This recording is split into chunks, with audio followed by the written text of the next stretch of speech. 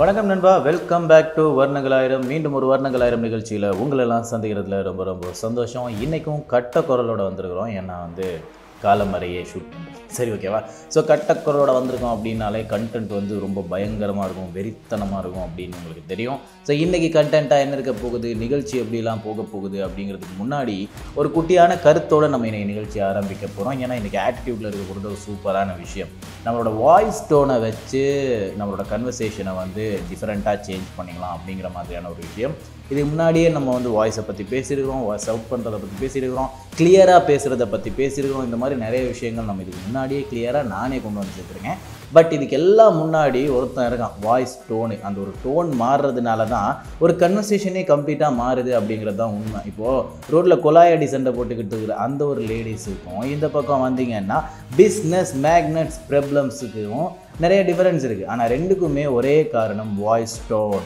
ஒரு பிஸ்னஸ் மெட்டீரியலில் இருக்கிற ரெண்டு பேர் சண்டை போட்டுறாங்கன்னா அதுக்கும் காரணம் அதுதான். இந்த பக்கம் கொலாயடி சண்டைனாலும் அதுதான். அந்த மாதிரி வாய்ஸ் டோனில் இருக்கிற பிரச்சனை என்ன, அதை நம்ம எப்படி கண்ட்ரோல் பண்ணிக்க போகிறோம், அப்போ ஆக்சுவலாகவே எப்படி வாய்ஸ் டோன் வரணும் அப்படிங்கிறத பற்றியும் பேச போகிறோம்.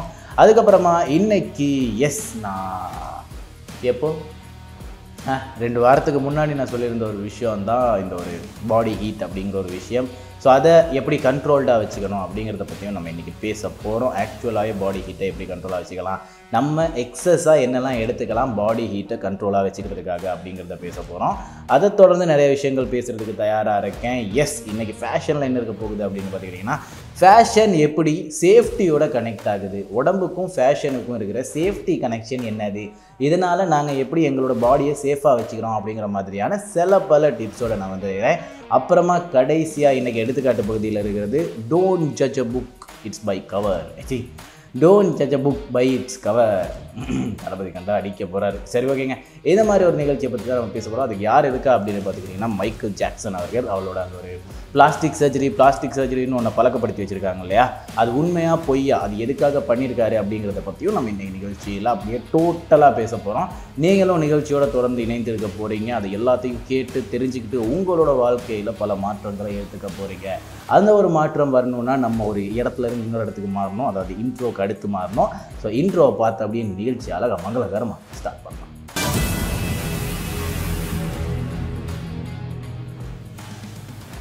சரி, ஓகேங்க.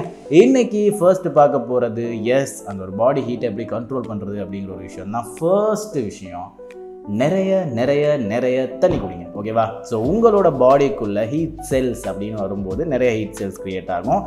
அதே மாதிரி தான் உங்களோட பாடிக்குள்ளே அது சும்மா ஸ்கின்னுக்கு மேலேயோ அப்படி இல்லைன்னா மசில்ஸுக்கு மேலேயோ இருக்காது, அங்கே இங்கேன்னு ஊடுருவிக்கிட்டே இருக்கும். அதாவது செஸ்ட்டு பகுதியிலேருந்து, அதாவது நெஞ்சுக்குள்ளே இருந்து உங்களோட வயிற்று குடல் பகுதி வரைக்குமே அது அங்கே இங்கேன்னு ஊடுருவிக்கிட்டே இருக்கும். தண்ணி சமநிலையில் உடம்புல பரவுறதுனால இது எல்லா இடத்துலையுமே போயிட்டு அது ஒரு கோல்ட்னஸ் கொடுக்கும், அது ஒரு சில்னஸ் கொடுக்கும். அது மட்டும் கிடையாது, தண்ணியில் இருக்கிற H2O அப்படின்னு சொல்லப்படுற பகுதி இந்த ஒரு ஹீட் சென்சர்ஸை கம்ப்ளீட்டாக கொலை பண்ணுறதுக்கு வாய்ப்புகள் இருக்குது. கரெக்டான அளவில் டெய்லி கண்டிப்பாக தண்ணி குடித்தா தான். அப்பப்போ தண்ணி குடிக்கிறது மூலியமாக இது எதுவுமே வராது. பட் உங்களோட பாடி வெயிட்டுக்கு 5%, நான் இதுக்கு முன்னாடியே சொல்லியிருக்கேன், உங்களோட பாடி வெயிட் 60 கிலோவாக இருந்துச்சுன்னா நீங்கள் ஒரு நாளைக்கு 3 லிட்டர் தண்ணி குடிக்க வேண்டியது வழக்கம். 5% தண்ணி குடிக்க வேண்டியது வழக்கமாக இருக்குது. ஸோ இதை நீங்கள் பார்த்து பண்ணிக்கணும். அப்படி இல்லைன்னா உங்களுக்கு கொஞ்சம் கஷ்டமாக இருக்கும் உங்களோட பாடி ஹீட்டை கண்ட்ரோலாக மெயின்டைன்டாக வச்சுக்கிறதுக்கு. அப்புறமா இருக்கிறது உங்களோட ட்ரெஸ்ஸிங். நான் இதுக்கு அப்புறமாவும் ஃபேஷனில் இதை கம்ப்ளீட்டாக சொல்லித்தர போகிறேன். ட்ரெஸ்ஸிங் எப்படி உங்களோட சேஃப்டியோட கன்வெர்ட் ஆக போகுது, அதாவது உங்களோட துணிமணி உங்களை எப்படியெல்லாம் பாதுகாத்துக்க போகுது, நேச்சுரலாக வர ப்ராப்ளம்னாலையும் சரி, உங்களோட உடம்புக்குள்ளேருந்து வரப்போகிற ப்ராப்ளம்னாலையும் சரி, இது எல்லாத்துலேயுமே எப்படி பாதுகாப்பாக வச்சுக்க போகுது உங்களோட துணிமணி அப்படிங்கிறதையும் நம்ம பேச போகிறோம். அதுக்கு முன்னாடியே இந்த ஒரு ஹீட் அப்படிங்கிற ஒரு விஷயத்தை நம்ம கண்ட்ரோலாக வச்சுக்கிறதுக்கு துணிமணி எவ்வளவு யூஸ்ஃபுல்லாக இருக்குது அப்படின்னு பார்த்துக்கிட்டிங்கன்னா, உங்களோட துணி தான் உங்களை இன்னும் கஷ்டப்படுத்துது. உடம்புக்குள்ளே ஆல்ரெடி ஹீட் செல்ஸ் இருக்கும்போது நீங்கள் அதை ரிலீஸ் பண்ணுறதுக்கு ஈஸியாக இருக்கிற மாதிரியான துணிமணி தான் கொடுக்கணும். அதாவது உங்களோட உடம்புல இருந்து வெளிப்படுத்துறதுக்கு ஈஸியான துணிமணி தான் உடுத்தணும். அதை தாண்டி நீங்கள் ரொம்பவுமே ஸ்ட்ராங்கான திக் திக்கான கஷ்டமான துணிமணி ஊற்றுவீங்களா இருந்தால் அது ரொம்பவுமே கஷ்டமாக இருக்கும். அந்த ஒரு ஹீட் செல்ஸை ரிலீஸ் பண்ணுறதுக்கு நீங்கள் தண்ணியே குடித்தாலும் உங்களோட பாடியில் இருந்து அந்த ஒரு ஹீட் செல்ஸ் என்வாயரன்மெண்ட்டுக்கு, அதாவது சுற்றுச்சூழலுக்கு அப்படியே வெளியாகணும். வெளியாகிறதுக்காக உங்களோட பாடியிலேருந்து வெளியே போகிறதுக்கு இடம் இருக்கணும். அது ஆல்ரெடி ஸ்கின்னாலேயே மறைஞ்சு தான் இருக்குது. அதுக்கே ஒரு 2-3 படி ஏறி தான் வரணும். அதுக்கப்புறமா உங்களோட துணிமணியுமே கூட ரொம்ப ஹார்டாக இருக்குமா இருந்தால், ரொம்பவுமே திக்காக இருக்குமா இருந்தால் கஷ்டப்படுவான். அதனால் நீங்கள் வந்து சம்மரில், அதாவது வெயில் காலம் அதிகமாக இருக்கும்போது, வெயில் காலத்தில் தான், குளிர்காலத்தில் நீங்கள் வந்து கொஞ்சம் ஸ்ட்ராங்காக எடுத்துனீங்கன்னா ஓகே, உங்களுக்கு அது நல்லது. பட் வெயில் காலத்தில் நீங்கள் காட்டன் மெட்டீரியல் உடுத்துறது ரொம்பவுமே நல்லது. அதாவது சாஃப்டான மெட்டீரியல்ஸ் நீங்கள் உடுத்துனீங்கன்னா ரொம்பவுமே யூஸ்ஃபுல்லாக இருக்கும். அது மூலியமாக உங்களோட பாடி ஹீட்டை ரிலீஸ் பண்ணி உங்களோட சுற்றுச்சூழலுக்கு கொடுக்கும். சுற்றுச்சூழலையுமே வந்து ரொம்ப மூடி வச்சிடாதீங்க. கொஞ்சம் வெளியே போங்க, அப்பப்போ எதையாச்சும் விசிட் பண்ணுங்கள். அப்போ தான் உங்களோட பாடிக்குள்ளே இருக்கிற நிறைய நோய்கள், நொடிகள், கவலைகள் எல்லாமே சுற்றுச்சூழலுக்கு போயிட்டு உங்களோட பாடி ரொம்பவுமே ஃப்ரெஷ்ஷாக இருக்கும். அப்புறமா வந்து நிறைய பேர் இப்போ பண்ணாத ஒரு விஷயம் தான், ஏதாச்சும் ஒரு ஹீட்னால நீங்கள் பாதிக்கப்படுறீங்கன்னா, உங்கள் உடம்பு வந்து ரொம்பவுமே சூடாக இருக்குன்னா கோல்டான கண்டென்ட் சாப்பிடுங்க. நிறைய பேர் சொல்கிற ஒரு விஷயம் தான், ப்ரோ நான் கோல்டான கண்டென்ட் சாப்பிட்டா டக்குன்னு சளி பிடிச்சிருது ப்ரோ. நைட்டுக்கு சாப்பிடாதீங்க, உங்களோட ஈவினிங் மூமெண்ட் அப்படின்னா பகலில் சாப்பிட்றது நல்லாயிருக்கும். இதெல்லாம் என்ன மாதிரியான சாப்பாடு அப்படின்னு பார்த்துக்கிட்டிங்கன்னா, தயிர், அப்படியும் இல்லைன்னா வாட்டர்மெலன், பூசணிக்காய், அதாவது தர்பூசணி, ஓகேவா. அதுக்கப்புறமா வந்து ஆக்சுவலாக கியூக்கும்பர், அதாவது வெள்ளரிக்காய், ஓகேவா. வெள்ளரிக்காயிலையுமே கூட செம்ம கோல்டான கண்டென்ட் இருக்குது. அது உங்களோட பாடியில் இருக்கிற அந்த ஒரு ஹீட் கண்டென்ட்டை அழகாக ரிலீஸ் பண்ணிடும். அப்புறம் தர்பூசணி வந்து ரொம்பவுமே மெயினான ஒரு கண்டென்ட்டு, அதையுமே கூட நீங்கள் ட்ரை பண்ணலாம். அஃப்கோர்ஸ் தயிருமே கூட ரொம்பவுமே நல்ல ஒரு சாப்பாடு, உங்களோட உடம்புல இருக்கிற ஹீட்டை ரிலீஸ் பண்ணுறதுக்கு. இதே மாதிரி நிறைய குளுமையான சாப்பாடுகள் இருக்குது. இந்த ஒரு குளுமையான சாப்பாடுகள் என்ன, அது மூலியமாக இருக்கிற அந்த ஒரு நல்ல விஷயம் என்ன அப்படிங்கிறதையும் நம்ம வர வாரங்களில் பேசுவோம். பட் உதாரணத்துக்கு நான் ஒரு 3 கண்டென்ட் சொல்லியிருக்கேன் இல்லையா, இந்த 3 கண்டென்ட்டையும் நீங்கள் டெய்லி ஒன்றா சாப்பிட்டு பார்க்கலாம். அதுவுமே கூட நல்லாயிருக்கும். அப்படியும் இல்லைன்னா ஒரு சூப்பரான கோல்டு கண்டென்ட் இருக்குங்க, இப்போ சீசனாக போய்கிட்டு இருக்கு. என்னது அப்படின்னு பார்த்துக்கிட்டிங்கன்னா, ஸ்ரீலங்காவில் இதுக்கு பேர் தெம்பிலி, ஓகேவா. இலங்கையில் இருக்கிற சகோதர மொழியான தெம்பிலி அப்படிங்கிற பேரில் தான் நம்ம அழைக்கிறோம். பட் இதுக்கான ஆக்சுவலான பேர் என்ன அப்படிங்கிறது வந்து உங்களுக்கு தெரியும். தேங்காய் அப்படின்னு சொல்லலாம், அப்படின்னா தென்னை அப்படின்னு சொல்லலாம். இந்த மாதிரியான பெயர்கள் அழைக்கப்படுது. பட் தெம்பிலி அப்படிங்கிறது தான் இங்கே ஒரு நாட்டில் உங்களுக்கு கேட்கக்கூடிய பேராக இருக்குது. அதனால் நீங்களுமே கூட கடைக்கண்ணிக்கு போயிட்டு தெம்பிலி ஒன்று வாங்கி குடிங்க. அதுக்கப்புறமா அதுக்குள்ளே இருக்கிற வழுக்கை அப்படின்னு சொல்லப்படுற உள்ளே இருக்கிற வழுக்கை எடுத்து சாப்பிடுங்க. ரொம்பவுமே கோல்டான கண்டென்ட், உங்களுக்கு சளி வர்றதுலேருந்தும் கொஞ்சம் தடுப்பாக தான் இருக்கும். பட் ஹீட்டை அழகாக ரிலீஸ் பண்ணும். இந்த மாதிரியான சாப்பாடுகள் சாப்பிட்றது மூலியமாகவும் ஹீட்டை ரிலீஸ் பண்ணிக்கலாம். அப்புறமா இருக்கிறது என்ன அப்படின்னு பார்த்துக்கிட்டிங்கன்னா, ஆக்சுவலாக ஃபேனுக்கு பக்கத்தில் இருக்கிறது. நான் இது வந்து போன வாரமும் சொல்லியிருந்தேன். இது மூலியமாக நேச்சுரலாக நம்ம எப்படி கம்மியாக வச்சுக்கலாம் அப்படின்னு பார்த்துக்கிட்டிங்கன்னா, ஒரு டிரெக்டான காற்று, ஓகேவா. காற்று வந்து எங்களோட ஸ்கின் மேலே படும்போது உங்களோட ஸ்கின்னில் ஒரு மூமெண்ட் இருக்கும், ஒரு சின்ன அதிர்வு இருக்கும். சின்ன அதிர்வு தான், அதை வந்து நீங்கள் மைக்ரோஸ்கோப் வச்சு பார்த்தா மட்டும்தான் தெரியுமா இருக்கும். அந்த ஒரு சின்ன அதிர்வு மூலியமாக இருக்கிற அந்த ஒரு ஹீட் செல்ஸ் வந்து ரிலீஸ் ஆக ஆரம்பிக்கும், ஓகேவா. அந்த ஒரு காற்று படுறது மூலியமாக அந்த ஒரு அதிர்வுனால ஹீட் செல்ஸ் அதிகமாக வெளியாகிறதுக்கு வாய்ப்புகள் அதிகம். ஆக்சுவலாக நீங்களுமே கூட நல்லா நோட் பண்ணியிருப்பீங்க, ஃபேனை வந்து 3க்கு வச்சுருந்தா ஒரு ஸ்பீட் வரும், 5க்கு வச்சுருந்தா ஒரு ஸ்பீட் வரும். 5க்கு வர ஸ்பீடில் சீக்கிரமாகவே நம்மளோட உடம்புல இருக்கிற அந்த ஒரு சூடு வெளியாகிறத நம்மளால் ஃபீல் பண்ணக்கூடியதாக இருக்கும். 3க்கு வர ஸ்பீடில் வந்து கம்மியாக தான் இருக்கும். இதுக்கு ரீசன் என்ன அப்படின்னு பார்த்துக்கிட்டிங்கன்னா, எஸ், உங்களோட பாடியில் இருக்கிற ஹீட் கண்டென்ட் அதிகமாக இருக்குமா இருந்தால் அதுக்கேற்ற மாதிரி அதிர்வும் அதிகமாக இருக்கணும். அதிர்வு கம்மியாக இருக்கும்போது கொஞ்சம் கஷ்டமாக இருக்கும், கொஞ்சம் லேட் ஆகும். அதனால தான் உங்களுக்கு அந்த ஒரு பாடியில் இருக்கிற ஹீட், அந்த ஒரு சூடு வந்து ரிலீஸ் ஆகிறதுக்கு ரொம்பவுமே நேரம் எடுத்துக்குது. அதனால் நீங்கள் வந்து சூடாக இருக்குன்னா ஸ்பீடை ஹையாக வச்சுக்கோங்க, கம்மியாலாம் வைக்காதீங்க. கரண்ட் பில்லாம் அப்படிலாம் எகிர்றாரு, ஓகேவா. அப்புறமா வந்து நிழலில் நிற்கிறது. ஆக்சுவலாக வந்து வெயில் காலத்தில் போய்ட்டு வெயிலுக்கே நேராக நிற்காமல் உங்கள் பாடி ரொம்பவுமே ஹீட்டாக இருக்குது, நீங்கள் வந்து ரொம்பவுமே கஷ்டமாக ஃபீல் பண்ணுறீங்கன்னா போங்க நிழலில் நில்லுங்க. இப்போ வரைக்குமே நிறைய பேர் திட்டுற ஒரு விஷயந்தான், கவர்மெண்ட் நிறைய மரங்களை வெட்டிடுச்சு, மரங்கள் மூலியமாக நிறையா நிழல்கள் நமக்கு கிடச்சிச்சு. ஸோ பில்டிங்ஸில் இருக்கிற நிழல்கள் மாதிரி வரலை. பில்டிங்ஸ் வந்து ஒரு பக்கமாக சூரியன் இருந்தால் மட்டும் தான் நிழல் கொடுக்குது. பட் வந்து மரங்கள் அப்படின்னு வரும்போது சூரியன் நேராகவே அடித்தாலும் அந்த நிழல் கொடுக்கும். அதை வந்து எல்லோரும் தடுத்துட்டாங்க, அதை வந்து வெட்டிட்டாங்க அப்படிங்கிற மாதிரியான ஒரு விஷயம். ஆக்சுவலாக வந்து உண்மைதான். பட் நீங்கள் நிழலில் நிற்கணுன்னா உங்களுக்கான நிழலை தேடிக்கிட்டு கரெக்டாக நில்லுங்க.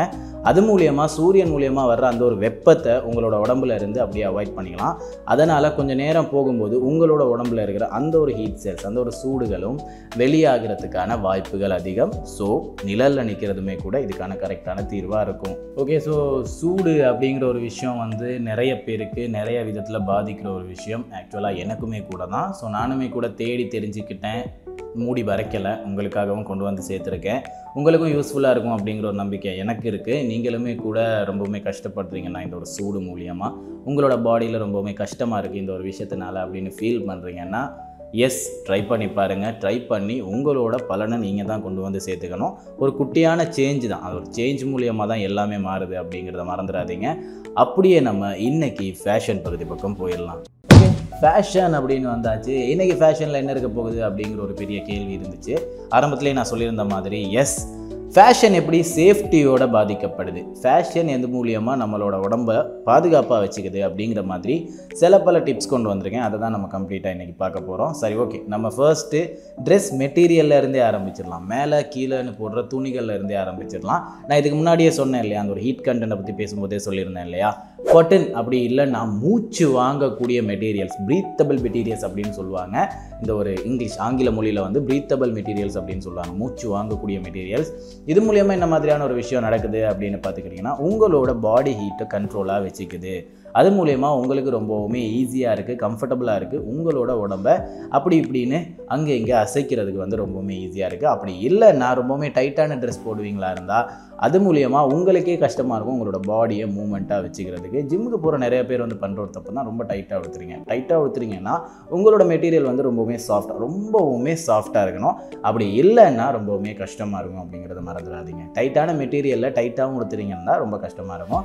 சாஃப்டான மெட்டீரியலில் டைட்டாக உடுத்தினா கூட ஓகே. அப்படி இல்லைன்னா டைட்டான மெட்டீரியலில் கொஞ்சம் லூஸாக உடுத்துங்க, அது ரொம்பவுமே ஈஸியாக இருக்கும். அதுக்கப்புறமா இன்னுமே கூட மேல் துணி அப்படின்னு வரும்போது ரொம்பவுமே பாதுகாப்பாக வச்சுக்கிற ஒரு விஷயம் தான் பைக் ஜாக்கெட்ஸ் அப்படின்னு வரும்போது பைக்குக்கு அப்படின்னு மட்டுமே வந்துக்கிட்டு இருந்துச்சு, பைக்குக்கு டூ வீலருக்கு அப்படின்னு மட்டுமே வந்துக்கிட்டு இருந்துச்சு. பட் கொஞ்சம் காலங்கள் கடந்து போகும்போது இது ஒரு ஸ்டைலாக மாறிடுச்சு. எஸ், ஃபைட் கிளப்பில் நம்மளோட டெய்லர் டர்டின் போட்டிருப்பார், ரெட் கலரில் ஒரு ஜாக்கெட் நானும் வாங்க போகிறேன், ஓகேவா? ஸோ அந்த மாதிரியான ஜாக்கெட்ஸ் வரும்போது இது எல்லாமே ஒரு மாதிரி ஸ்டைலாக மாறிடுச்சு. அந்த ஒரு ஸ்டைலாக மாறினதுக்கப்புறமா அது ஃபேஷனாகவும் வச்சுக்கணும், சேஃப்டியாகவும் வச்சுக்கணும் அப்படின்னும் போது இவங்க எல்லாருமே ஒரு குட்டியான மாற்றத்தை கொண்டு வர்றாங்க. பைக் ஜாக்கெட்ஸே இன்னும் ஸ்டைலாக கொண்டு வரலாம் அப்படிங்கிற ஒரு விஷயம். ஸ்டைலாக இருந்தாலுமே கூட, ஃபேஷனாக இருந்தாலுமே கூட அது ரொம்பவுமே சேஃப்டியான ஒரு விஷயம். ஏன் அப்படின்னு பார்த்துக்கிட்டிங்கன்னா, நம்ம எதிர்காலத்தில் வந்து என்ன வேணாலும் வரலாம், அது வந்து உடம்பை கீறிக்கிட்டு போகலாம். அப்படின்னு இல்லைன்னா மழை பெஞ்சிச்சின்னா உங்களோட உடம்பு ரொம்பவுமே ஈரத்தன்மையாக காணப்பட்டதுனால ரொம்பவுமே வீக் ஆகலாம். அப்படிங்கிற மாதிரி பல விஷயங்கள் இருக்குது. இது எல்லாத்துக்குமே ஒரு சேஃப்டி பேனலாக எங்களோட உடம்புக்கு மேலேருந்து ஒர்க் ஆகிற ஒருத்தன் தான் எஸ், ஒரு ஜாக்கெட், லெதர் ஜாக்கெட்டாக இருக்கலாம், அப்படியும் இல்லைனா வேறு ஏதாச்சும் மெட்டீரியலில் ஜாக்கெட்டாக இருக்கலாம். பட் ஃபேஷனாக இருந்தாலுமே ரொம்பவுமே சேஃப்டியாக ப்ளே பண்ணுற ஒரே நபர் அந்த ஒரு ஜாக்கெட் தான். அடுத்து நம்ம பார்க்க போகிறது ஷூஸில் வந்து ஆக்சுவலாக ஸ்னீக்கர்ஸ் அப்படி இல்லைனா ஸ்போர்ட்ஸ் ஷூஸ் அப்படின்னு வரும்போது ஒரு டிஃப்ரெண்ட்டான லுக்கு கொடுக்குது, ரொம்பவுமே ஸ்டைலாக இருக்குது. எனக்கு தெரிஞ்சு ஸ்போர்ட்ஸுக்கு வேர் பண்ணுறதை விட இப்போ எல்லோரும் வெளியே வேர் பண்ணிக்கிட்டு இருக்காங்க ஸ்னீக்கர்ஸ், ஸ்போர்ட்ஸ் வேர்லாம். நானுமே கூட ரெக்கமெண்ட் பண்ணியிருந்த ஒரு விஷயம் தான், ஸ்னீக்கர்ஸ் வந்து ரொம்பவுமே ஃபேஷனான ஒரு விஷயம் அப்படிங்கிறது. பட் இந்த ஒரு ஸ்னீக்கர்ஸில் ஒரு முக்கியமான சேஃப்டி பர்பஸ் இருக்குது. என்ன அப்படின்னு பார்த்துக்கிட்டிங்கன்னா, உங்களோட கரண்டை கால் பகுதிக்கு ரொம்பவுமே கீழே தான் இருக்கும். பட் அந்த ஒரு பகுதியை பாதுகாப்பாக வச்சுக்கிறதுக்காகவே அந்த ஒரு மெட்டீரியலில் கரெக்டான ஒரு பாஸ்டர் க்ரியேட் பண்ணியிருப்பாங்க. அதனாலேயே தான் நீங்கள் நடக்கும்போது தவறி விழுந்தாலுமோ அப்படி இல்லைனா உங்களோட கால் திடீர்னு கொஞ்சம் தவறி அங்கே இங்கேன்னு ஃப்ராக்சர் ஆனாலுமோ வலி கம்மியாக இருக்குது. அது மட்டும் இல்லாமல் இன்ஜரி ரொம்பவுமே கம்மியாக இருக்குது. அதுக்கு காரணம் வந்து கேன்வஸ் ஷூவில் இருக்கிற ஒரு சேஃப்டி. கேன்வஸ் ஷூவாக இருக்கணும், ஸ்போர்ட்ஸ் ஷூவாக இருக்கணும். ஏன்னா ஸ்போர்ட்ஸ் விளையாடுறவங்களுக்கு கண்டிப்பாக ஆங்கிள் அப்படி இல்லைன்னா அவங்களோட கால் பகுதியில் இருக்கிற ஏதோ ஒரு எலும்பு பகுதி கம்ப்ளீட்டாக இன்ஜரி ஆகுறது கூட வாய்ப்பு இருக்குது. அதுக்காக உருவாக்கப்பட்டது தான் இந்த கேன்வஸ் அப்படி இல்லைனா ஸ்போர்ட்ஸ் ஷூஸ். அதை நம்ம ஃபேஷனாக யூஸ் பண்ணும்போது அது இன்னுமே சேஃப்டியை கொடுக்குது நம்மளோட டெய்லி லைஃப்பில். அப்படிங்கிறதுனால இது ரொம்பவுமே முக்கியமான ஒரு ஃபேஷனாக இருக்குது. அதுக்கப்புறமா இருக்கிறது எஸ், இந்த ஒரு போட் ஷூஸ் அப்படின்னு சொல்லப்படுற ஒரு விஷயம். இதுக்கு முன்னாடி எதுக்கெல்லாம் யூஸ் பண்ணப்பட்டுச்சு அப்படின்னு பார்த்துக்கிட்டிங்கன்னா, மவுண்டெயின்ஸ் ஏறுறவங்களுக்கு, மலை ஏறுறவங்களுக்கு, அப்படி இல்லைனா கன்ஸ்ட்ரக்ஷன் ஒர்க்ஸ் போகிறவங்களுக்கு, அதாவது அந்த ஒரு கன்ஸ்ட்ரக்ஷன்லாம் ஒர்க் பார்ப்பாங்க தெரியுமா, அந்த மாதிரி நபர்களுக்கு தான் இந்த ஒரு ஷூ ஃபர்ஸ்ட்டு தேவைப்பட்டுச்சு. பட் இதுவுமே கூட ஒரு காலகட்டங்களுக்கு மேலே ஃபேஷனாக மாறிடுச்சு, நீங்கள் பார்க்கக்கூடியதாக இருக்கும். அந்த ஒரு ஃபேஷன் வந்ததுக்கப்புறமா திடீர்னு ஏதாச்சும் ஒரு ஆபத்து வந்தாலுமே கூட கால்களை ரொம்பவுமே பாதுகாப்பாக வச்சுக்கிறதுக்கு இந்த ஒரு ஷூஸ் ரொம்பவுமே ஹெல்ப்ஃபுல்லாக இருந்திருக்கு. அதனாலேயே சொல்கிற ஒரு விஷயம் தான், இது ஒரு பூட் ஷூவாக இருந்தாலும் போட் ஷூவாக இருந்தாலும் கன்ஸ்ட்ரக்ஷன் ஒர்க்ஸுக்கும் மலை ஏறுறதுக்கும் மட்டுமே யூஸ் பண்ணப்பட்டிருந்தாலும் அது ஃபேஷனாக மாறினதுக்கப்புறமா சாதாரணமாக நம்ம ரோட்டில் போகும்போது கூட ஏதாச்சும் சின்னதாக ஒரு ஆபத்து வருதுன்னா நம்மளை பாதுகாப்பாக வச்சுக்கிறதுக்கு இந்த ஒரு ஷூ ரொம்பவுமே ஹெல்ப்ஃபுல்லாக இருக்குது அப்படிங்கிற ஒரு விஷயத்த அங்கே இங்கே அங்கேன்னு மென்ஷன் பண்ணியிருக்காங்க. அப்புறமா இதுக்கு முன்னாடி நம்ம பல இடங்களில் பேசியிருந்த ஒரு விஷயம் தான் சன்கிளாசஸ் என்ன மாதிரியான விஷயங்களை நம்மளை பாதுகாப்பாக வச்சுக்குது. எஸ், ஃபர்ஸ்ட்டு யூவி ரேஸ் அப்படின்னு சொல்லப்படுற சூரியனின் கதிர்வீச்சுகள்ல இருந்து நம்மளோட கண்ணை ரொம்பவுமே பாதுகாப்பாக வச்சிருக்குது. அதுக்கப்புறமா தூசு துரும்புகள்ல இருந்து ரொம்பவுமே பாதுகாப்பாக நம்மளோட கண்ணை வச்சிருக்குது. இந்த மாதிரி பல விஷயங்களை வச்சுருந்தாலும் இது ரொம்பவுமே ஸ்டைலான ஒரு கண்டென்ட்டாக தான் இப்போ ஊருக்குள்ளே சுற்றிக்கிட்டு இருக்கு. நிறைய பேர் சொல்கிற ஒரு விஷயம் தான், கண்ணாடி நம்ம எதுக்கு போடணும், ரொம்பவுமே பாஷாக இருக்கே, அப்படி இல்லைன்னா ரொம்ப செவலை காட்டுற மாதிரி இருக்கே அப்படிங்கிற ஒரு விஷயம். பட் இல்லை, அது ரொம்பவுமே ஸ்டைலான ஒரு விஷயம் தான். ஸ்டைலையும் தாண்டி ரொம்பவுமே சேஃப்டியான ஒரு விஷயம். உங்களோட கண்ணை யூவி ரேஸில் இருந்து, அதாவது சூரியனோட கதிர்வீச்சில் இருந்து பாதுகாத்துக்கிறதுக்கும் தூசு துரும்புகளில் இருந்து பாதுகாத்துக்கிறதுக்கும் முக்கியமாக ஒரு கண்ணாடி உங்களோட பாக்கெட்டில் இருந்தே ஆகணும். அது உங்களோட ஃபேஸுக்கு ஏற்ற மாதிரி ஸ்டைலாக நீங்கள் தான் சூஸ் பண்ணி எடுக்கணும் அப்படிங்கிறதையும் நான் பல இடங்களில் சொல்லியிருக்கேன். ஸோ ட்ரை பண்ணி எடுத்து பாக்கெட்லேயே வச்சுக்கோங்க, வேறு எதுக்கும் கிடையாது, சேஃப்டிக்கு. ஓகே, அப்புறமா கேப்பு. நம்ம கேப் பற்றி பேசும்போதும் நிறைய இடங்களில் சொன்ன ஒரு விஷயம் தான், இது ரொம்பவுமே சேஃப்டியான ஒரு விஷயம். ஒன்று, உங்களோட மண்டையை பாதுகாத்துக்கிறதுக்காக, அதையும் தாண்டி உங்களோட ஸ்கேல்ப்புக்குள்ளே நிறைய தூசு துரும்புகள் இன்ட்ராக்ட் ஆகலாம் அப்படிங்கிற ஒரு விஷயம் சொல்லியிருந்தேன். அதுக்காகவும் உங்களோட கேப் வந்து ரொம்பவுமே பாதுகாப்பாக உங்களை சேஃப்டியாக வச்சுருக்கிறது அப்படிங்கிறது தான் உண்மை. அதையும் தாண்டி உங்களோட ஸ்கேல்ப்பில் வந்து நேச்சுரல் ஆயில் சுரக்கிறதுக்கு உங்களோட கேப் கரெக்டாக இருக்கணும். அதை மூடி வச்சுக்கிட்டு இருந்தீங்கன்னா அந்த ஒரு நேச்சுரல் ஆயில் சுரக்கும் போது உங்களோட முடி வளர்கிறதுக்கான அந்த ஒரு தேவையான திக்னஸோடு வளர்கிறதுக்கான, ஹெல்த்தியாக வளர்கிறதுக்கான தேவையான அந்த ஒரு நேச்சுரல் ஆயிலை க்ரியேட் பண்ணி கொடுக்கும். அதுக்குமே கூட ஹெல்ப்பாக இருக்குது நம்மளோட அந்த ஒரு கேப். ஓகேவா? அதையும் தாண்டி சேஃப்டி அப்படின்னு வரும்போது சூரியனோட கதிர்வீச்சு எஸ் நம்மளோட உடம்புல இருந்து அப்படியே ஹேரையும் பாதிக்குது அப்படிங்கிறது உண்மைதான். அதனால் அதையுமே கூட மூடி வச்சுக்கிறதுக்காக ஃபர்ஸ்ட்டு கண்டுபிடிக்கப்பட்டதே கேப்பு. சூரியனில் இருந்து நம்மளோட முடியை பாதுகாத்துக்கணும், தலையை பாதுகாத்துக்கணும் அப்படிங்கிற ஒரு காரணத்தினால தான். பட் அதையும் தாண்டி தூசு துரும்பெல்லாம் அதிகமாகிடுச்சு, பொல்யூஷன் அதிகமாகிடுச்சு அப்படிங்கிறதுனால அதுலேருந்து நமக்கு பாதுகாக்க வேண்டியதாக இருக்குது. ஸோ இது ஒரு முக்கியமான விஷயம், மறந்துடாதீங்க. அப்புறமா மாஸ்க்கு. எனக்கு தெரிஞ்சு இப்போ ஸ்ரீலங்காவில் ஒரு முக்கியமான ஃபேஷனே மாஸ்க்கு தான். ஏன்னா வந்து பல பெண்களுக்காக இருக்கட்டும், பசங்களுக்காக இருக்கட்டும், அவங்களோட முகத்தை விட கண் ரொம்பவுமே அழகாக இருக்குது அப்படிங்கிற ஒரு கான்ஃபிடென்ட் வந்துருச்சு. எதனால் அப்படின்னு பார்த்துக்கிட்டிங்கன்னா, கொரோனா வந்ததுக்கப்புறமா எல்லாருமே மாஸ்க் போட ஆரம்பித்தாங்க. அப்போ வந்து அவங்க கண்ணுக்கு அவங்களே ஒரு வா இப்பேற்பட்ட பேரழகி, எனக்கு அழகே பொறாமைப்படும் பேரழகி அப்படின்னு ஃபீல் ஆயிடுச்சு. அதனால் வந்து நிறைய பேர் மாஸ்க்கை யூஸ் பண்ண ஆரம்பிச்சிட்டாங்க. பட் மாஸ்க் ஒரு காலப்போக்குக்கு மேலே ஒரு ஃபேஷனாக மாறிடுச்சு.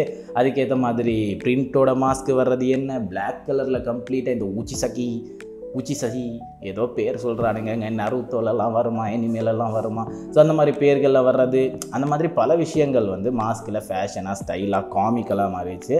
அதனால் மக்களுக்கு ரொம்பவுமே பிடிச்ச ஒரு ஃபேஷனாக இருக்குது. பட் ஆக்சுவலாகவே வைரஸ்லேருந்து பாதுகாக்கப்படுறது தான் மாஸ்க்கு. அதை ஃபேஷனை நினச்சி யூஸ் பண்ணுறது கூட ஒரு நல்ல விஷயம் தான். அப்புறமா மாடர்ன் அண்ட் டெக் ஃபேஷன்ஸ். என்ன இந்த மாதிரி மாடர்ன் அண்ட் டெக் ஃபேஷன்ஸ் அப்படின்னு பார்த்துக்கிட்டிங்கன்னா, இப்போ நான் உடுத்திருக்கேன் இல்லையா, இந்த மெட்டீரியல் வந்து ரொம்பவுமே ஹார்டான மெட்டீரியல், ரொம்பவுமே திக்கான மெட்டீரியல். இதே மாதிரி ஒரு மெட்டீரியல் தான் மிலிட்ரியில் கூட உடுத்துவாங்க. இதையும் தாண்டி கொஞ்சம் திக்காக இருக்கும். இந்த மாதிரியான மெட்டீரியல்ஸ் தான் மிலிட்ரியிலையும் உடுத்துறாங்க. சாதாரணமான ஒரு ஷாப்பிங் மாலில் கூட இந்த மாதிரி மெட்டீரியல் இருக்கிற ஜாக்கெட்ஸ் வந்து இப்போ விற்கப்படுது. சாதாரணமான விலையில், அஃபோர்டபுள் ப்ரைஸில் விற்கப்படுது. அதனால் நீங்களுமே கூட வாங்கிக்கலாம். இது ரொம்பவுமே சேஃப்டியாக இருக்குது. ஃபயரில் இருந்து வரைக்குமே இது சேஃப்டியாக இருக்குது. ஏன்னா டக்குன்னு தீப்பிடிக்காது, கொஞ்சம் நேரம் ஆகும். அந்த ஒரு கேப்பில் நம்ம ஃபயரில் இருந்து தப்பிச்சிடலாம். ஓகேவா? அதையும் தாண்டி ஒரு ஹெவியான கீரல் கூடிய அந்த ஒரு பொருள்லேருந்து கூட பாதுகாப்பாக வச்சுக்கலாம். இந்த மாதிரி பல விஷயங்கள்லேருந்து நம்மளோட உடம்பை பாதுகாப்பாக வச்சுக்கிறதுக்கு இந்த மாதிரி மாடர்ன் மெட்டீரியல்ஸ் யூஸ் ஆகுது. ஏன்னா முன்னெல்லாம் இந்த வந்து மெட்டீரியல்ஸாக நம்ம யூஸ் பண்ணது கிடையாது. நம்ம இலங்கையில் இந்த மாதிரி மெட்டீரியல்ஸ் யூஸ் பண்ணப்பட்டது ரொம்பவுமே கம்மி. முன்ன ஃபேஷன், இப்போ இருக்கிற மாடர்ன் ஃபேஷனில் தான் இந்த ஓவர் கோட், ஜாக்கெட் அதெல்லாம் வந்து யூஸ் பண்ணுறாங்க. அதனால் இது ரொம்பவுமே யூஸ்ஃபுல்லாக இருக்குது உங்களோட சேஃப்டிக்கு அப்படிங்கிறது தான் உண்மை. அதையும் தாண்டி ஒரு முக்கியமான விஷயம் என்ன அப்படின்னு பார்த்தீங்கன்னா, ஸ்மார்ட் வாட்ச் வந்து நிறைய பேர் யூஸ் பண்ணுவீங்க, நிறைய பேர் யூஸ் பண்ண மாட்டீங்க. இந்த மாதிரி பல விஷயங்கள் இருக்குது. ஸோ ஸ்மார்ட் வாட்சில் இருக்கிற அந்த ஒரு நல்ல விஷயம் என்ன அப்படின்னு பார்த்துக்கிட்டிங்கன்னா, உங்களோட வாக்கிங், அதாவது நீங்கள் நடக்கிறீங்க எவ்வளவு அப்படிங்கிறது, உங்களோட கேலரிஸ் பர்ன் ஆகிறது, உங்களோட பல்ஸ் ரேட் வரைக்குமே செக் பண்ணிக்கலாம் இப்போ இருக்கிற ஒரு ஸ்மார்ட் வாட்சில். ஸோ அது ரொம்பவுமே யூஸ்ஃபுல்லான ஒரு விஷயம் தான். நிறைய வாட்ச் வந்து அக்யூரேட்டாக காட்டாது, நிறைய வாட்சில் வந்து ஸ்கேம் இருக்குது. பட் கரெக்டான வாட்ச் எது அப்படிங்கிறத நீங்கள் தான் சூஸ் பண்ணி எடுக்கணும் அப்படிங்கிறதையும் திரும்ப ஞாபகப்படுத்திக்கிறேன். ஸோ அது ரொம்பவுமே முக்கியமான ஒரு ஃபேஷன். பட் அதையும் தாண்டி சேஃப்டிக்கு ரொம்பவுமே ஹெல்ப்ஃபுல்லாக இருக்குது. ஸோ இந்த மாதிரி பலதரப்பட்ட விஷயங்கள் இருக்குது when it's come to safety, பாதுகாப்பு. ஓகேவா? நம்ம ஃபேஷன் அப்படின்னு நினச்சிக்கிட்டு நம்மளோட உடம்பை அழகாக காட்டுறதுக்காக, நம்மளை அழகாக காட்டுறதுக்காக பல விஷயங்கள் பண்ணுறோம். பட் அது ஃபர்ஸ்ட்டு கண்டுபிடிக்கப்பட்டது எதுக்காக அப்படின்னு பார்த்துக்கிட்டிங்கன்னா, பாதுகாப்புக்காக. நம்மளோட வீட்டில் பெயிண்ட் அடிக்கிறது எதுக்காக? அழகாக இருக்கணும், கலர்ஃபுல்லாக இருக்கணும். பாதுகாப்புக்காக அதே மாதிரி உங்களோட உடம்புக்குள்ளே உங்களோட உடம்புக்கு வெளியே நீங்கள் வந்து உடுத்துகிற ஒவ்வொரு துணியும் உங்களுக்கான பாதுகாப்பு அப்படிங்கிறத மறந்துடாதீங்க அப்படின்னு சொல்லிட்டு இன்னைக்கு ஆட்டிடியூட் பக்கம் போயிடலாம். ஆட்டிடியூட்டில் நம்ம பார்க்க போகிறது ஒரு வாய்ஸ் டோன், ஒரு கன்வர்சேஷனை எப்படியெல்லாம் சேஞ்ச் பண்ண போகுது அப்படிங்கிறது தான். ஸோ இதுக்கு வந்து நான் ஒரு குட்டி ஸ்டோரி கொண்டு வந்திருக்கேன். ஓகேவா? ஸோ ஒரு கப்புள் 2 பேர் இருக்காங்க. 2 பேரும் வந்து பேசிக்கிட்டு இருக்காங்க. சடன்லி வந்து பாய் வந்து வாய்ஸை ரைஸ் பண்ணுறாரு, கத்துறாரு, எகிர்றாரு. அப்போ வந்து இந்த பிள்ளை டக்குன்னு டென்ஷன் ஆகி அதுவுமே கூட கத்த ஆரம்பிக்குது. 2 பேரும் கத்தி சண்டை போட்டுக்கிட்டே இருக்காங்க. ரொம்ப நேரமாக இந்த சண்டை நீடிக்குது. எப்படா முடியும்னு சுற்றி இருக்கிற மக்களும் பார்த்துக்கிட்டு இருக்காங்க. அதுக்கப்புறமா இந்த சண்டை நீடிச்சு அதுக்கப்புறமா வந்து ஓகே இவங்க வந்து பிரேக்கப் பண்ணலாம் அப்படிங்கிற ஒரு சிச்சுவேஷனுக்கு போனதுக்கப்புறமா ஒவ்வொருத்தரும் போயிட்டு அவங்களோட ஃப்ரெண்ட்ஸ் கிட்ட ஒப்பீனியன் கேட்குறவங்க பேரில் அதே டோனில் போயிட்டு ஒவ்வொருத்தர்கிட்ட கேட்டு அதுக்கப்புறமா அவங்க ஒரு ஒப்பீனியன் கொடுத்து அந்த ஒப்பீனியன்லேருந்து தேவையில்லாத ஒப்பீனியன்ஸை மட்டும் நம்ம எடுத்து அதுக்கப்புறமா வந்து வீட்டில் போயிட்டு இல்லைப்பா இதெல்லாம் ஒர்க் அவுட் ஆகாதுப்பா, அந்த பொண்ணு எனக்கு வேணாம் அப்படின்னு பையன் சொல்ல, அந்த பக்கம் இல்லை அவன் பிடிச்சி என்ன கற்று நான் தெரியுமா அப்படின்னு அந்த பொண்ணு சொல்ல, அதுக்கப்புறமா வந்து இது எல்லாமே பிரேக்கப் ஆகி 2 பேரும் 2 பக்கமாக பிரிஞ்சு போக, சரி ஓகே என்னடா சண்டை நடந்துச்சு அப்படின்னு பார்த்துக்கிட்டிங்கன்னா அவர் கால் பண்ணும்போது இவங்களுக்கு ஆன்சர் பண்ண முடியல.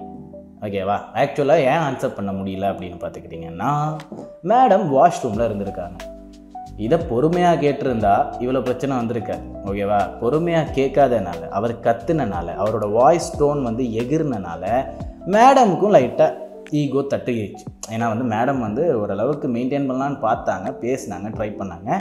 பட் ஈகோ தட்டிடுச்சு, அதாவது ஈகோ ரொம்பவுமே எகிரிடுச்சு. அதுக்கப்புறமா வந்து மேடமும் கற்றுனாங்க. ஓகே, கற்றுனதுக்கப்புறமா வந்தது தான் இந்த ஒரு ப்ராப்ளம். ஆக்சுவலாக ஒரே நாள் அந்த ஒரு 10 நிமிஷம் வாஷ்ரூமில் இருந்தனால இவரோட கால் ஆன்சர் பண்ணல அப்படிங்கிறதுனால நடந்த ஒரு சண்டை தான் இது எல்லாத்துக்குமே காரணம் வாஷ்ரூமில் இருந்ததா, கால் ஆன்சர் பண்ணதா, பாய் ஃப்ரெண்டும் கேர்ள் ஃப்ரெண்டும் மீட் பண்ணதா, இது எல்லாமே கிடையாது. அவங்களோட வாய்ஸ் டோன். ஓகேவா?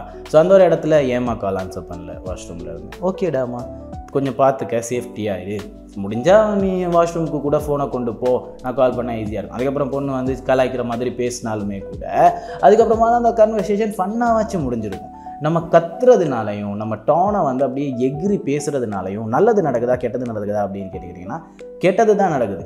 கப்புள்ஸை வச்சு நான் இப்படி சொல்லிட்டேன், சரி ஓகே ப்ரோ. ஆஃபீஸில் ஒரு சம்பவம் நடக்குது. ஓகேவா? ஆஃபீஸில் என்ன சம்பவம் நடக்குது அப்படின்னு பார்த்துக்கிட்டிங்கன்னா உங்களோட பிசியில் ஒரு விஷயம் ஒர்க் ஆகலை. ஓகே, நீங்கள் உங்களுக்கு மேலே இருக்கிற ஒரு நபர்கிட்ட சொல்கிறீங்க, அவர் கம்யூனிகேஷன் எரர், அவர் கொண்டு போயிட்டு இன்னொருத்தர்கிட்ட சேர்க்கலை அப்படிங்கிற காரணத்தினால அதுக்கப்புறம் இருக்கிற நபர் வந்து உங்களை வந்து ஏறுறாரு, ஏன் இந்த வேலையை பார்க்கலை அப்படின்னு. அப்போ வந்து நீங்களுமே கூட அவர் எகிர்றாரு அப்படிங்கிற ஒரு காரணத்தினால நீங்களுமே அவர் கூட சண்டை போடுறீங்க. அதுக்கப்புறமா உங்கள் வேலை போயிடுது. ஸோ இப்படிலாம் நடக்கிறதுக்கு காரணம் 2 பேருமே கோவப்பட்டது, 2 பேரோடையுமே வாய்ஸ் டோன், அதுதான் ஆக்சுவலான ரீசன். பட் அதுக்கெல்லாம் முன்னாடி உங்களோட பிசியில் ஒரு பிரச்சனை இருந்திருக்கு, அதை நீங்கள் ஒரு நபர்கிட்ட கொண்டு போய் சேர்த்துருக்கீங்க, அது தப்பாக இன்னும் கம்யூனிகேஷன் எரர் ஆகி இன்னும் தேவையான நபர்கிட்ட போய் சேரலை அப்படிங்கிறது தான் உண்மை. ஸோ அந்த மாதிரி இடங்களில் வந்து கரெக்டான நபர் யார் அப்படிங்கிறத நீங்களே சூஸ் பண்ணி போயிட்டு சேர்த்துக்கிறதே ஒரு நல்ல விஷயம், கரெக்டான டோனோட. ஸோ இந்த மாதிரி பிஸ்னஸாக இருக்கலாம், மார்க்கெட்டிங்காக இருக்கலாம், லவ்வாக இருக்கலாம், ஃபேமிலியாக இருக்கலாம், ஃப்ரெண்ட்ஸாக இருக்கலாம், எதுவாக இருந்தாலும் சரி, நீங்கள் பேசுகிற அந்த ஒரு டோன் மூலியமாக ஒரு கன்வர்சேஷன், ஒரு சிச்சுவேஷனே மாறும். ஸோ கொஞ்சம் பார்த்து பேசுங்க அப்படிங்கிறது தான் இன்றைக்கி ஆட்டிடியூட்டில் இருக்கிற பதிவு. ஸோ அப்படியே எடுத்துக்காட்டு பக்கம் வந்துடலாம். இன்றைக்கி எடுத்துக்காட்டில் இருக்கிறது king of pop Michael Jackson அவர்கள். ஸோ மைக்கேல் ஜாக்சன் அவர்களோட மேலே இருக்கிற ஒரு பெரிய விமர்சனத்தை வந்து நம்ம இன்றைக்கி உடைக்க போகிறோம். ஓகேவா? ஸோ இவர் வந்து பிளாஸ்டிக் சர்ஜரி பண்ணி தான் இவரோட ஒயிட், அதாவது அவரோட வெள்ளை கலரை கொண்டு வந்திருக்காரு, அவரோட ஸ்கின் ஒயிட்னிங் பண்ணியிருக்காரு. அப்புறம் மூக்கு வந்து பிளாஸ்டிக் சர்ஜரி செய்யப்பட்டு அதை வந்து ஒரு மாதிரி அழகாக ட்ரை பண்ணியிருக்காரு. அதுக்கப்புறம் கொஞ்ச நாள் போயிட்டு அது பார்க்க ரொம்பவுமே கேவலமாக அசிங்கமாக இருந்திருக்கு. அது மட்டும் இல்லை, இவர் ஒரு கருப்பு நிறத்து நபர் தான். ஓகேவா? இவரோட நிறமே வந்து ரொம்பவுமே பழுப்பு நிறமான ஒரு கருப்பு நிறம். ஸோ அதை வந்து மறைக்கிறதுக்காக, அவரோட ஒரிஜினாலிட்டியை மறைக்கிறதுக்காக அங்கே இருக்கிற வெள்ளையவர்கள் கூட சேர்ந்து தான் நான் போகணும், அப்படி இல்லைனா அவங்க வந்து என்னை தடுத்துருவாங்க அப்படிங்கிற ஒரு காரணத்தினால இவர் வெள்ளையாக மாறணும் அப்படிங்கிறதுக்காக ஸ்கின் ஒயிட்னிங் பண்ணிக்கிட்டாரு அப்படின்னு பல பேர் பல விமர்சனம் வச்சாங்க. இப்போ வரைக்குமே வச்சுக்கிட்டு தான் இருக்காங்க. அப்படி இருக்கும்போது இவருக்குமே கூட இது ஒரு ஹார்ட் பிரேக்காக தான் இருந்திருக்கு. உண்மை தானே, சாதாரணம் தானே. பட் இது எதுவுமே உண்மை இல்லை. ஆக்சுவலாக இவர் ஒரு பழுப்பு நிறத்த நபர் தான், அதாவது ஒரு கருப்பு நிறத்த நபர் தான். பட் ஆக்சுவலாக என்ன நடந்திருக்கு அப்படின்னு பார்த்துக்கிட்டிங்கன்னா கொஞ்ச நாள் போகும்போது இவருக்கு ஒரு நோய் வந்திருக்கு. இதுக்கு வந்து வைட்டிலிகோ அப்படின்னு சொல்கிறாங்க, சில பேர் விட்டிலிகோ அப்படின்றாங்க. இந்த மாதிரி ப்ரொனவுன்சியேஷனில் சில பல மாற்றங்கள் இருக்குது. வைட்டிலிகோ அப்படின்னு சொல்லப்படுற ஒரு நோய் வந்திருக்கு. என்ன மாதிரியான நோய் அப்படின்னு சொல்லிக்கிட்டிங்கன்னா, கிரவுண்டடாக சொல்லணுன்னா எலிக்காய்ச்சல் அப்படின்வாங்க, சில பேர் தேமல் அப்படின்வாங்க. அவரோட கருப்பு ஸ்கின்னுக்கு மேலே அவரோட ஸ்கின் மங்கி சில பல இடங்களில் ஒயிட் பேச்சஸ் வர ஆரம்பிச்சிருக்கு, வெள்ளை கலரில் ஸ்கின் வர ஆரம்பிச்சிருக்கு. பார்க்க இது ரொம்பவுமே அன்ஈஸியாக இருந்திருக்கு. ஓகேவா?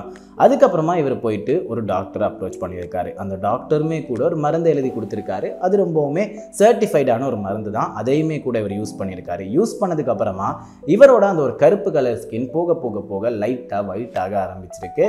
இது ரெண்டுமே பட் கலந்து ரொம்பவுமே அசிங்கமாக தெரிஞ்சிருக்கு. ஓகேவா? ஆக்சுவலாக வந்து அசிங்கமாக தெரிஞ்சனால இவர் என்ன பண்ணுறாரு அப்படின்னு பார்த்துக்கிட்டிங்கன்னா, கையில் காலில் எல்லாத்துலேயுமே வந்து க்ளவுஸ் போடுறத வழக்கமாக வச்சுட்டு இருக்காரு. அதுக்கு முன்னாடி க்ளவுஸ் போடுறது ரொம்பவுமே கம்மியாக தான் இருந்திருக்கு.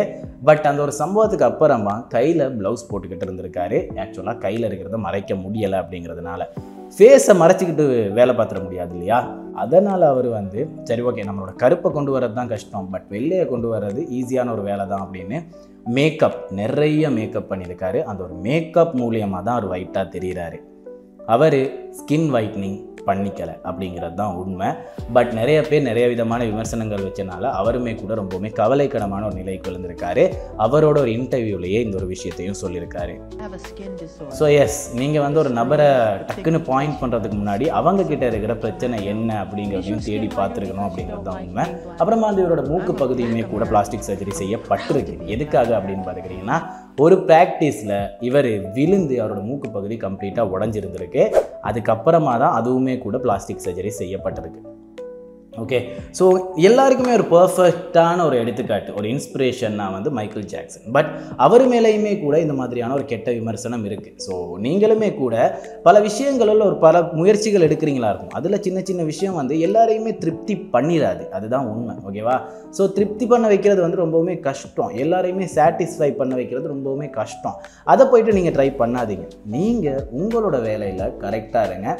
மைக்கேல் ஜாக்சனுமே கூட என்னதான் இந்த மாதிரி பல விமர்சனங்கள் இருந்தாலும் அவரோட வேலையில் கரெக்டாக இருந்தனா தான் இன்றைக்கி அவர் இன்ஸ்பிரேஷன் அப்படிங்கிற லிஸ்ட்டில் நம்மளோட நிகழ்ச்சியிலையும் இருக்கார், பல இடங்கள்லையும் இருக்கார், என்னோட வீட்டு சுவர்லையும் இருக்கார். ஸோ இந்த மாதிரி நேரங்களில் வந்து நீங்கள் யோசிக்க வேண்டிய ஒரு விஷயம்தான், பல விமர்சனங்கள் பல மத்தியிலிருந்து வந்தாலும் எல்லாரையுமே திருப்தி அடைய வைக்கிறது ரொம்பவுமே கஷ்டம். உங்களோட வேலையை இன்னும் அப்டேட்டாக இன்னும் புதுசாக ஏதாச்சும் ஒரு விதத்தினால அதையும் தாண்டி செஞ்சுக்கிட்டு போவீங்களா இருந்தால் கண்டிப்பாக ஒரு நாள் உங்களுக்கான வெற்றி உங்களோட கையில் இருக்கும். அது மாதிரியான ஒரு வெற்றி தான் மைக்கேல் ஜாக்சன் அவர்களோட வெற்றி. ஸோ இந்த ஒரு விஷயத்தையும் மைண்டில் வச்சுக்கிட்டு நம்ம இன்னைக்கு நிகழ்ச்சியை முடிச்சுக்கலாம். ஸோ இன்றைக்கி நிகழ்ச்சியில் பல விஷயங்கள் பார்த்துருந்தோம். நேர கட்டமைப்பு ரொம்பவுமே கம்மியாக இருக்குது, அதனால் நம்ம கிளம்ப போகிறோம். பல விஷயங்களில் எஸ், உங்களோட ட்ரெஸ் உங்களை ரொம்பவுமே பாதுகாப்பாக வச்சுருக்கு, அதுக்கு ஒரு கிராட்டிடியூட், நன்றி செலுத்துங்க அப்படிங்கிறதையும் சொல்லிக்கிறேன். அப்புறமா வந்து உங்களோட பாடி ஹீட்டை வந்து ரொம்பவுமே கண்ட்ரோல்டாக வச்சுக்கோங்க, அது உங்களுக்கும் நல்லது, சுற்றி இருக்கிறவங்களுக்கும் நல்லது அப்படிங்கிறது தான் உண்மை.